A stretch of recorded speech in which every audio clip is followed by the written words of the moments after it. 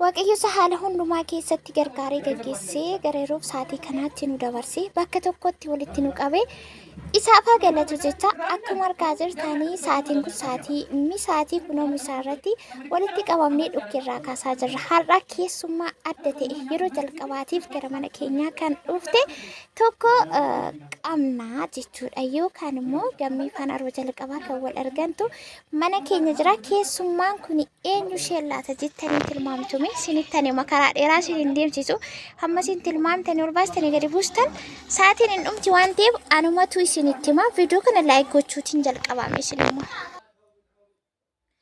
Akkam jirtu nagaa keessanii nageenyi keenya bakka jirtanitti isiniif haa baay'atu faamilii keenya nagumaa isin nuti jirra galata waaqayyoo asiin nu gahee jira. Arras immoo deebi'eetii dhufee jira. Samoona kana immoo furdattee maal taatee manaafni jechaa jirtu koomentii irratti jechuudha. Har'a immoo ittumayyuu furdadheen dhufeenatti fakkaata. Sababni isaa maal yoo jettan waan ayyaana raafee xuxuxachuun jira lafee ofii maal lafee juusii manaafni hin jiraame dhiire isa kana dhamee kinaan isaa kana viidiyoon irratti ni qabadhee dhufe immoo maal siitan isa duratti viidiyoo laayikii godha. Itti aansuun immoo warri haaraa taatanii sabiskiraabii godhaatii koottaa gara mana keenya maatii nu taasisi mannaa isin jaallannaa isin kabanya.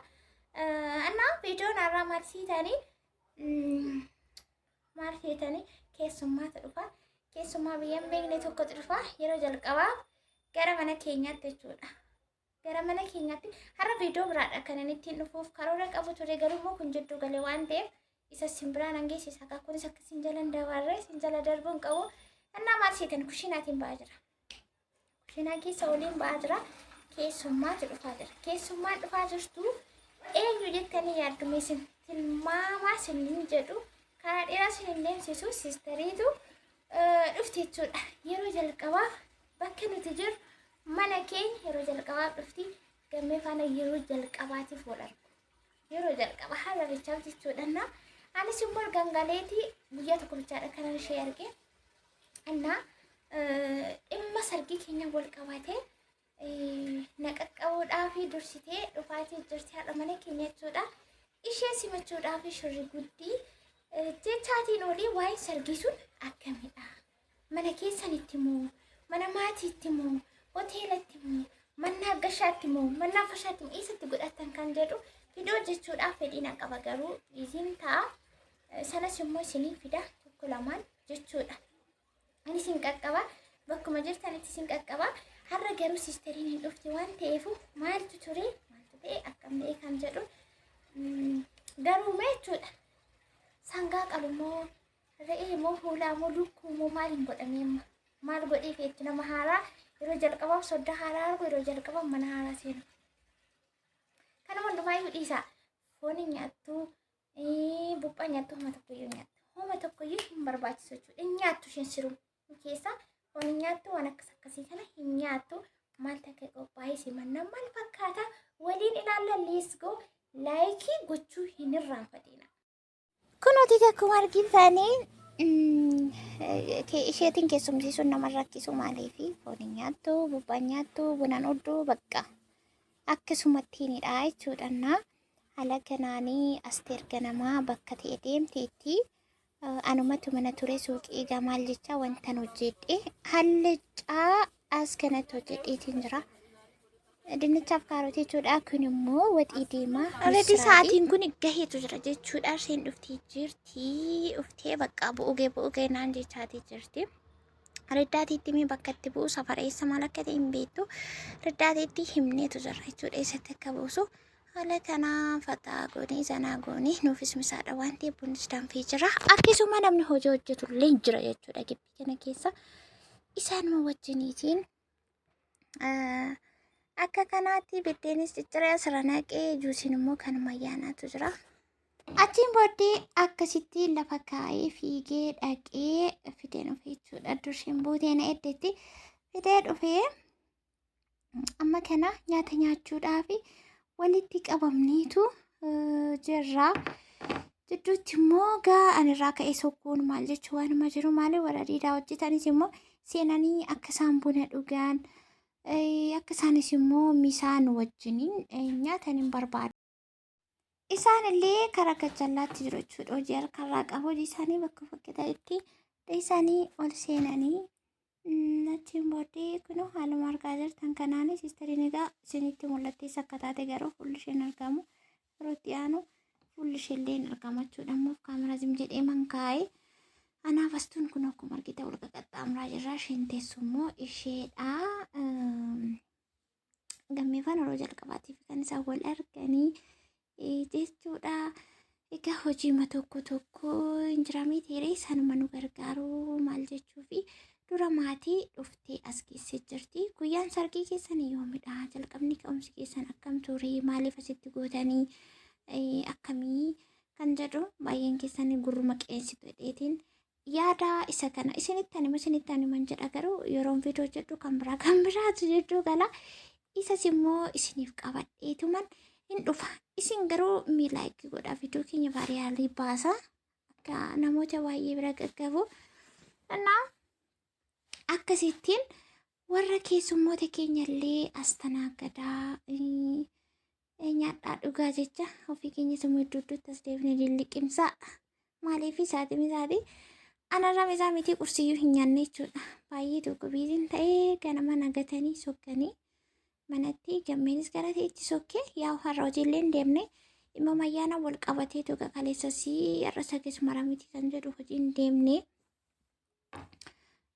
asuma jira. Akkasuma immoo asteeris ganama kaatee bakka deemteetu ture. Isaan halkan ganama biroo ka'anii mana yayya'anii sokkanii ani faana qursiyaa nyaadhure. Achumarraa kaasee gara misaa hojjechuuttan deebi'ee achumarraan namni jira maal jechuutu jira. Kana hedduuttan hin miidhamu seetanii hin beela'u seetanii.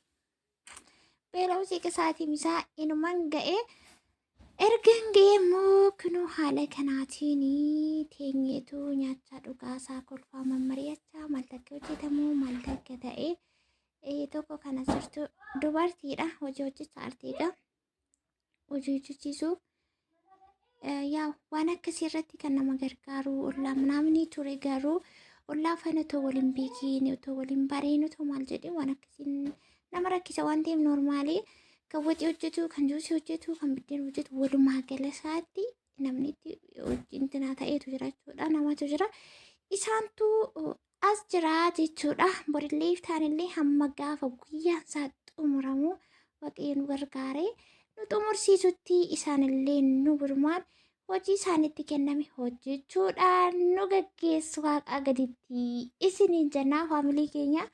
Nyaannu kan nyaadha yaa'u faasikaarratti namni inni sargii godhatuusi inni wal fuudhuusi inni millaashi deemu inni maal ta'u faasikaamatti dhaamee beekamaan biyya keenya keessatti isaa achiif isaa asiis immoo namni waliin fuudhuun heerumoo maaliin ta'u jechuu kosoo hin taane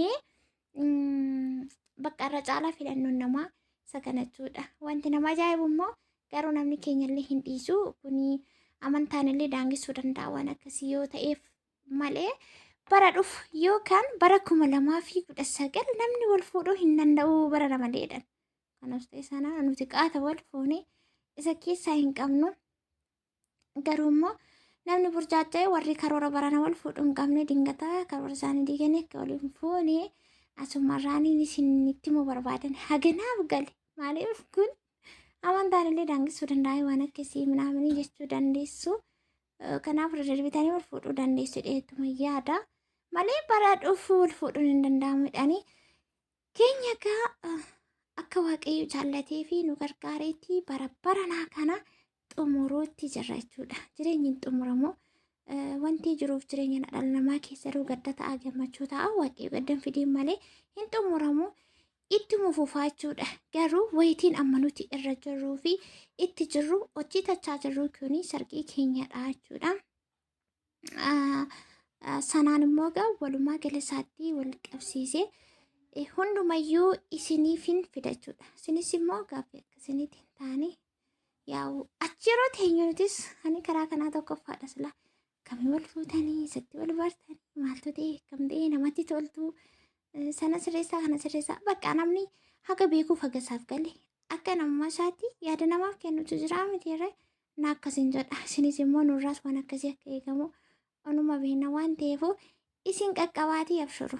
Isin warri nu jaallattan qofti warri nu kabajan qofti warri nu jajjabeessitan qofti viidiyoo yeroo tokkotti sin laayikii gootan gara biraatti puush ta'a yookaan viidiyoon vaayiraalii bahee akka ilaalamuudhaaf nu gargaara waan ta'eefuu isa kana nurraan qusatiina kan kanarraaf immoo waggammaatti warri nu daawwatan faamilii keenya warri nu eeggachaa jirtan baay'ee galatoomaa sin jaallanna.